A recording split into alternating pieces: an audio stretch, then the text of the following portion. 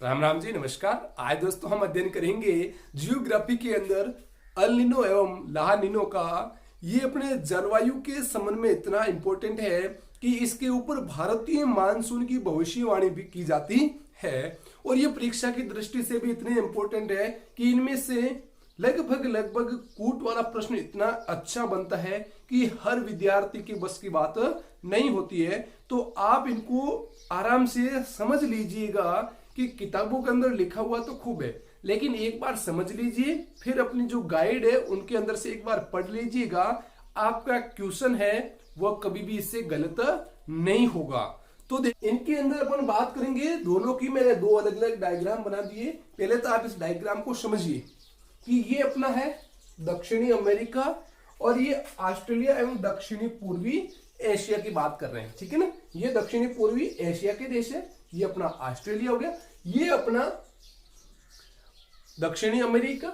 और यहां से देख लिए आपके भूमध्य रेखा गुजरती है, ठीक है ना। और यहां से आपके 28.5 डिग्री मकर रेखा और ऊपर आपके कर्क रेखा रहती है। अब अपन बात कर लेते हैं, पहले अल नीनो की बात कर लेते हैं ना। चलो, तो आपने देखा होगा कि यहां पर जो सागर है वो महासागर कौन सा है? प्रशांत महासागर है, ये ध्यान रखोगे। यहां पे जो है वो कौन सा है? प्रशांत महासागर है। अब आपने जल धाराएं पढ़ी होगी कि जो भूमध्य रेखा है इनके उत्तरी गोलार्ध में बहेगी तो उसको उत्तरी विषुवत रेखीय जलधारा, और दक्षिण के अंदर बहती है उसको बोलते हैं अपन दक्षिणी विषुवत रेखीय जलधारा। अब इस दो जलधाराओं के मध्य प्रति विषुवत रेखीय जलधारा बहती है, ठीक है ना। चलो, तो इस भूमध्य रेखा पर जो प्रति विषुवत रेखीय जलधारा वो किस दिशा से बहेगी? पश्चिम दिशा से पूर्व दिशा की ओर बहती है, ठीक है ना। यहां से बहेगी, किस दिशा में बहेगी? पश्चिम दिशा से पूर्व दिशा की ओर प्रति विषुवत रेखीय जलधारा बहती है, ठीक है। चलो, अब यहां पर क्या होता है कि जब सूर्य है वह दक्षिणी गोलार्ध के अंदर आता है तब पेटियां होती है ना, वह पेटियां भी दक्षिणी गोलार्ध की ओर खिसक जाती है। इसका मतलब जो ये भूमध्य रेखा है वो खिसक करके लगभग इसके आसपास में 20 डिग्री दक्षिणी अक्षांश के आसपास में लगभग आ जाती है। अब आपने देखा होगा यहां पे जो पेरू का तट है, यहां पर आपने देखा होगा ठंडी जलधारा बहती है जिसको हम्बोल्ट की जलधारा या पेरू की जलधारा के नाम से जाना जाता है। कौन सी है? ठंडी जलधारा है, ठीक है ना, जो यहां से ऐसे बहती है। पेरू की ठंडी जलधारा क्या है? जो दक्षिण से उत्तर की ओर बहती है वो ठंडी जलधारा है। ये कौन सी जलधारा है? पेरू की ठंडी जलधारा, ये आपको ध्यान रखना है, ठीक है ना। इसको हम्बोल्ट की जलधारा भी कहा जाता है। जब यह प्रति विषुवत रेखीय जलधारा दक्षिण की ओर खिसक जाती है, ठीक है ना, पूरा ध्यान से समझ लीजिएगा कि यह है आपकी प्रति विषुवत रेखीय जलधारा जब ये दक्षिण की ओर खिसक जाती है तो ये पेरू की ठंडी जलधारा है, ये समाप्त हो जाती है क्योंकि यहां पर तापमान 4 डिग्री बढ़ जाता है। जब यहां का तापमान बढ़ जाता है तब क्या होगा भाई? निम्न वायुदाब का केंद्र बन जाता है, ठीक है ना। जब यहां पर क्या हो रहा है कि तापमान बढ़ रहा है तब यहां पे क्या हो रहा है? निम्न वायुदाब का केंद्र बन रहा है, ठीक है ना, निम्न वायुदाब, ठीक है ना। अब यहां पे निम्न वायुदाब बन गया। अपन किसकी बात कर रहे हैं? अल नीनो की बात कर रहे हैं इसमें, ठीक है ना, ध्यान रखोगे। ये आपके अल नीनो की बात कर रहे हैं, पहले भी मैं बता चुका हूं, ठीक है। चलो, अब यहां पे निम्न वायुदाब हो गया तो इसका मतलब यहां से क्या होगा भाई? हवाएं हैं वह गर्म होकर के ऊपर उठती है, गर्म होकर के हवाएं ऊपर उठती है। ऊपर उठने के बाद हवाएं जो वायुमंडल के अंदर ऊपर वापस घूमती हुई इस दिशा से आ रही है, ठीक है ना। चलो आपको केवल समझना है। और यहां पर क्या होगा भाई, यहां पर उच्च वायु दाब का बनेगा केंद्र, ठीक है ना। यहां पर क्या है, उच्च वायु दाब है, ठीक है ना। उच्च वायु दाब है मतलब यहां पे क्या हो रहा है, हवाओं का अवतलन हो रहा है, तभी तो यहां पे क्या हो रहा है, उच्च वायु दाब हो रहा है। इसका मतलब अल नीनो के अंदर क्या हो गया भाई, ये प्रशांत महासागर है, ये प्रशांत महासागर का कौन सा है, पूर्वी, और ये प्रशांत महासागर का पश्चिमी तट। अब रही बात है कि अल नीनो के लिए क्या हो जाएगा कि प्रशांत महासागर के पूर्वी तट पर क्या है, निम्न वायुदाब, और पश्चिमी तट पर क्या है, उच्च वायुदाब। अब यहां पर उच्च वायुदाब है, तब वायु का क्या हो रहा है, यहां पे अवतलन हो रहा है, जो मैंने आपको पहले वायुदाब के टॉपिक के अंदर कंप्लीट पढ़ा चुका हूं, तो वो आप देख लीजिएगा। तो यहां पे क्या है, वायु का अवतलन हो रहा है, तो यहां का क्या है, प्रति चक्रवातीय प्रभाव है। तो यहां पे वायुमंडल क्या है, स्थिर है, यहां पे कोई हलचल नहीं है, इसका मतलब यहां पे कोई बारिश नहीं हो रही है, ठीक है। चलो तब यहां से पवन बहेगी। पवन अब कहां से, उच्च वायुदाब से निम्न वायुदाब की ओर चलती है पवने। आपने ये भी मैंने टॉपिक पढ़ा दिया है, आपने नहीं पढ़ा है तो पढ़ लीजिएगा। जब उच्च वायुदाब से पवने है वो निम्न वायुदाब की ओर चल रही है, मतलब पश्चिम से पूर्व की ओर चल रही है। इसका मतलब जब ये सागर से होकर के ये पवने चल रही है, तब क्या है, अपने साथ में नमी भी लेकर के चल रही है, ठीक है। नमी भी लेकर के चल रही है, इसका मतलब जब ये पवने दक्षिणी अमेरिका के इस तट पर पहुंचती है, तब यहां पर नमी होने के साथ में यहां पर भारी वृष्टि करती है, बारिश करती है, लगभग बाढ़ की स्थिति बन जाती है।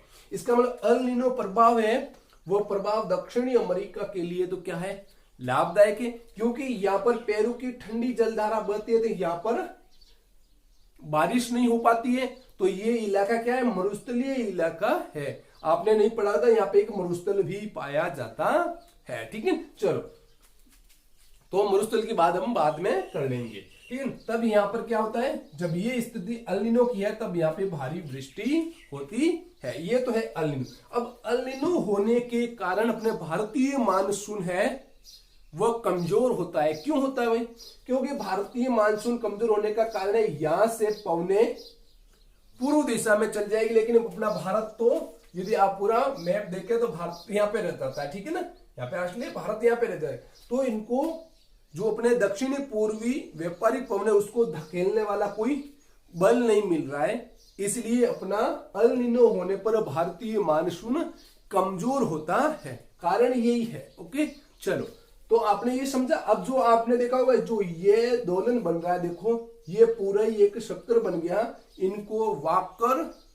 चक्र या वाकर संचरण भी कहा जाता है, ठीक है ना, क्योंकि वाकर महोदय ने इसका विश्लेषण किया था, ठीक है ना। वाकर संचरण या दक्षिणी दोलन के नाम से भी जाना जाता है, वो भी यही है, ठीक है ना, दक्षिणी दोलन। ओके चलो, तो अब समझ में आ गया ना कि कहां बारिश होगी और कहां बारिश नहीं होगी।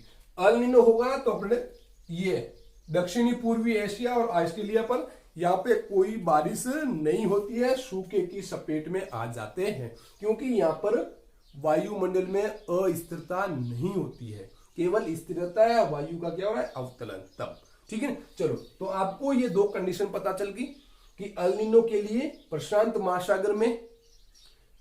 महासागर के पूर्वी और क्या होगा, निम्न वायुदाब, और प्रशांत महासागर के पश्चिम की ओर क्या होगा, उच्च वायुदाब होगा, तब हमारा क्या होगा, अल नीनो प्रभाव होगा। ये कंडीशन रहेगी। अब ये होगा तो यहां पर क्या हो रहा है भाई, तापमान बढ़ रहा है, तो तापमान बढ़ेगा तो यहां पर जो जलीय जीव है उनका सर्वाधिक नुकसान भी होता है, ठीक है ना। चलो, तो ये तो रही अपने अल नीनो की। अब ला नीनो के बारे में देख लीजिएगा, बस आपको एक बार इस डायग्राम को समझ लीजिएगा, फिर आपका प्रश्न कभी गड़बड़ नहीं होगा, फिर गाइड से पढ़ लीजिएगा, ठीक है। चलो, अब ला नीनो के बारे में ध्यान रखिए कि बात तो यही है, ठीक है ना। जब ला नीनो ने ग्रीष्मकालीन के अंदर जब अपने जो ये प्रति विषुवत रेखीय जलधारा कहा ना, ये क्या होती है कि समाप्त हो जाती है। यहाँ पे क्या बहेगी भाई, पेरू की ठंडी जलधारा बहती है यहाँ पे, ठीक है ना। चलो यहाँ पे कौन सी बहती है, इस और बहेगी पेरू की ठंडी जलधारा। ओके, यहाँ पे प्रति विषुवत रेखीय जलधारा है वो क्या हो जाती है, समाप्त हो जाती है, क्योंकि सूर्य उत्तरायण हो रहा होता है। ठीक है, चलो यहाँ पे ठंडी जलधारा है, तब क्या होगा भाई, यह ही प्रशांत महासागर है अपना, प्रशांत महासागर है। यहां पर क्या हो रहा है, ठंडी जलधारा है, जल क्या है, ठंडा है, तो यहां पर दाब क्या है, उच्च है। तो यहां पे क्या है, उच्च वायु दाब। ओके, अब यहां पे क्या होगा, अपने जो प्रशांत महासागर का पश्चिमी है, यहां पे क्या होगा अपना, निम्न वायु दाब होगा, निम्न वायु दाब होगा ग्रीष्मकालीन के अंदर। तो अब निम्न है वायु दाब, तो यहां से हवाएं क्या होगी भाई, गर्म होकर के ऊपर उठती है। ओके, ऊपर उठने के बाद में ये इस दिशा में मोड़ करके आगे चलती है, और यहां पे प्रशांत महासागर के पूर्वी तट पर क्या होती है, वायु का अवतलन होता है। और वायु का अवतलन होता है तो भाई यहां पर वायुमंडलीय दशाएं सब क्या होती है, स्थिर रहती है, यहाँ कोई हलचल नहीं होती है। इनका मतलब यहाँ पे कोई बारिश नहीं होती है, यह सूखे की चपेट में रहता है। ओके, चलो अब यहाँ पे उच्च वायु दाब है, यहाँ पे क्या है, निम्न वायु दाब है। तो पवनें उच्च वायु दाब से निम्न वायु दाब की ओर चलती है, तो पवन यहाँ की ओर चल रही है।